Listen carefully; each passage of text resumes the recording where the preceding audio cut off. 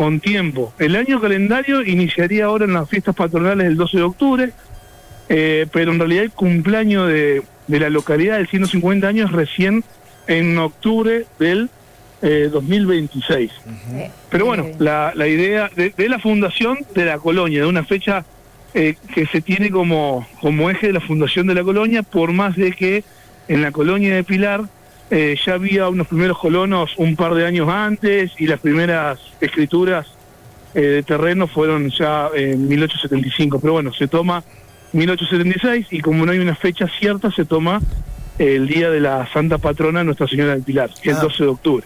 Por eso lleva el nombre de Pilar en la localidad. Claro, no, en realidad el nombre de Pilar tiene que ver con que, bueno, el fundador, uno de los fundadores, Guillermo Lehmann, digo uno porque en realidad al principio iba a ser una sociedad, en realidad no eran fundadores, eran formadores de colonias, eran negocios para ellos obviamente, y bueno, había iniciado la compra de los terrenos aquí en la zona, ya sea lo de Pilar y lo de Nuevo Torino, entre otros tantos que compró Lehmann, en sociedad con Klaus, que es el que fundó luego, mucho antes, Esperanza, si no le estoy errando el dato. Pero bueno, después Klaus se bajó de la sociedad, quedó solamente Lehmann, y bueno, a modo de, entre comillas, reconocimiento, como las tierras se las compró a Mariano Cabal le solicitó como condición si podía recordar a su madre y a una hija con el nombre de Pilar. Bueno, después hay unos dimes y diretes ahí en la historia, si la rebuscás un poco, que posiblemente la madre era una madre adoptiva, que no se sabe si era una hermanastra que él nunca supo que era su hermana o una madre, pero bueno, estamos hablando de ahí ya de Mariano Cabal, que es fundador entre otras colonias de San Agustín, San Justo y otros tantos. Federico, bueno, la parroquia... Pilar es justamente por relación directa de familiares de Mariano Cabal. Estamos viendo la parroquia, es muy llamativa, muy linda. Tiene un reloj que se vuelve a iluminar después de 30 años.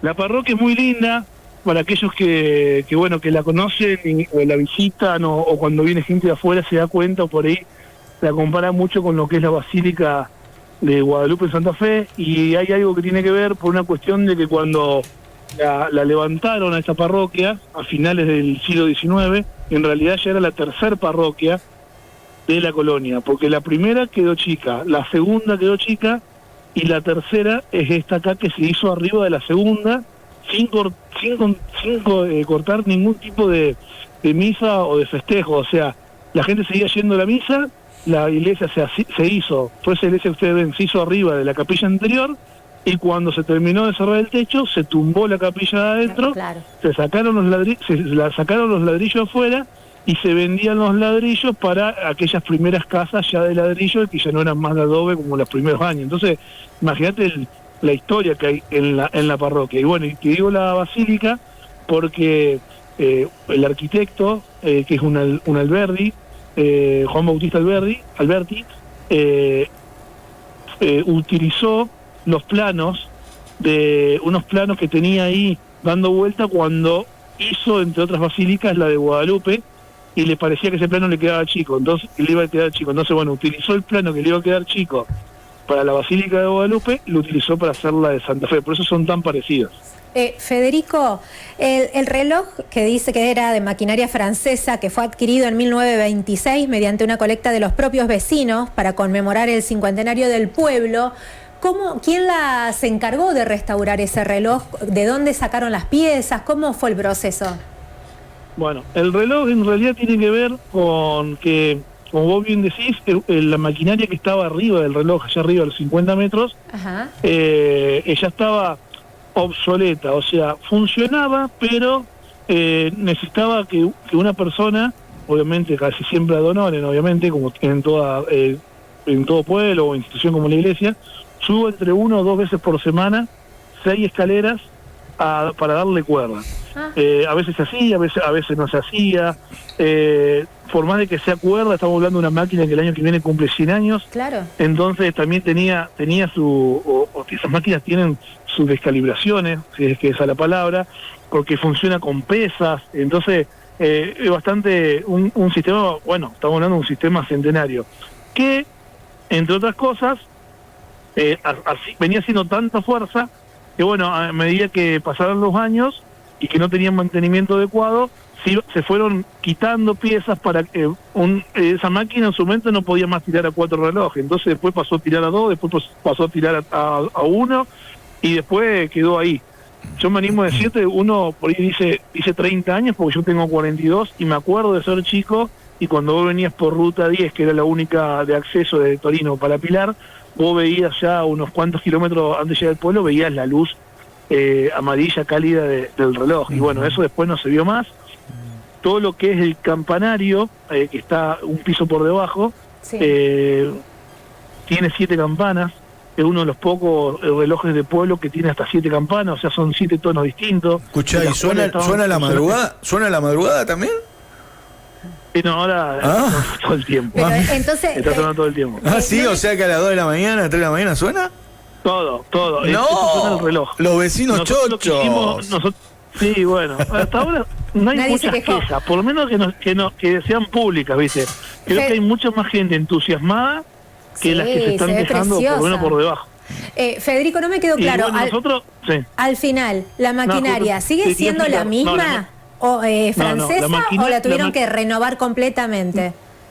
No, en su momento, cuando nosotros nos pusimos con esto desde el museo hace 3 años, se había intentado que la arregle gente de acá del pueblo, que mucha gente ahí con conocimiento de la parte mecánica o electromecánica, pero bueno, tampoco es algo fácil, es algo sencillo, no está en altura, había gente que por ahí no podía subir o pedía que te la bajen para ellos arreglarla, pero bueno, no ibas a terminar en otra cosa que tener que seguir dándole cuerda a la máquina, ya sea arriba o abajo, pero ibas a necesitar de personas. Entonces, bueno, en su momento contactamos a una empresa de Jesús María, que es la única en todo el país en hacer este tipo de restauraciones y automatizaciones, no solamente de relojes, sino de campanarios, y una de las 3 que hay en toda Sudamérica. Así que bueno, uno por ahí también conoce cada historia.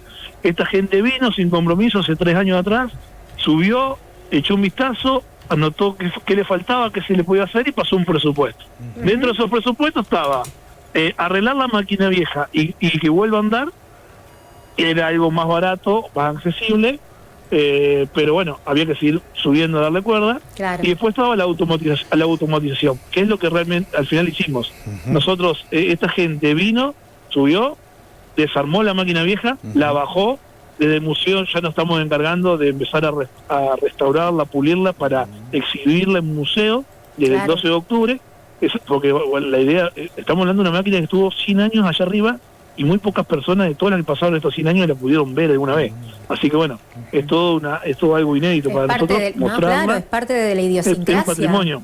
Sí. Es un patrimonio, como misma dijiste antes, la pagaron los vecinos que estaban acá hace 100 años, con mucho esfuerzo seguramente, así que bueno, esta gente cuando vino, no solamente que nos pasó un presupuesto por la automatización, sino también por la automatización de las campanas, que de las 7 andaban solamente 3 o 4, así que bueno, hoy en día están andando las 7 campanas, el reloj, o sea que son 4 relojes, con luces, y vos me preguntabas de la hora, bueno, está tocando la hora, todas las horas, todas las media horas, y 3 veces al día el padre Omar pidió que vuelva a tocar el Ángelus después de no sé cuántos, 70, 80 años.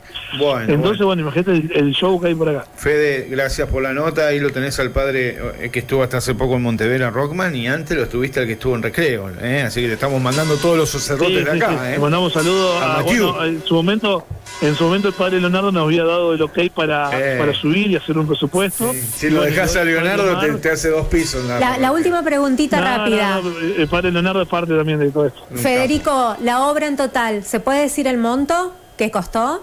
Sí, el monto tiene un monto de un poco más de 20 millones de pesos. Y bueno, nosotros que hicimos una campaña simbólica de venta de minutos, la hicimos hace solamente 3 o 4 meses. Cada minuto tenía un valor simbólico de 10.000 pesos y cada vecino, institución o empresa podía donar la cantidad de minutos que podía, sin ningún tipo de compromiso. Hubo mucha gente que donó un solo minuto, hubo mucha gente que donó 2 o 3, algunas empresas o instituciones.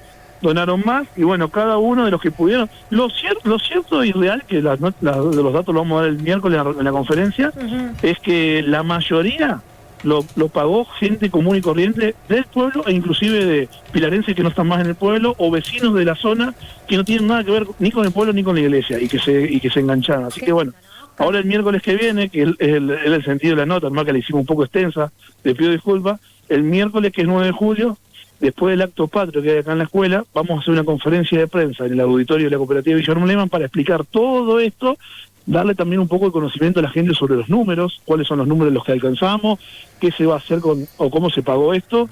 Y bueno, después nosotros como Comisión de Sexquincentenario ya estamos, por ejemplo, pensando en invertir en el armado y la investigación y el armado del libro de 250 años, en un documental, en diferentes eventos, así que bueno. Dale, y bueno, el tipo 6 de la tarde del 9 de julio. Dale. Bueno, el miércoles podemos estar ahí en la conferencia. Por acá. Dale, sí. Bueno, además para ver en persona el reloj.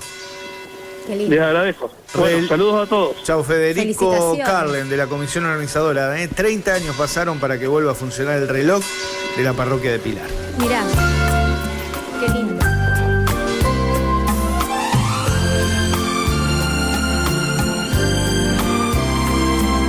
Reloj, no marques las horas, porque voy a enloquecer. Ella se irá para siempre cuando amanezca otra vez.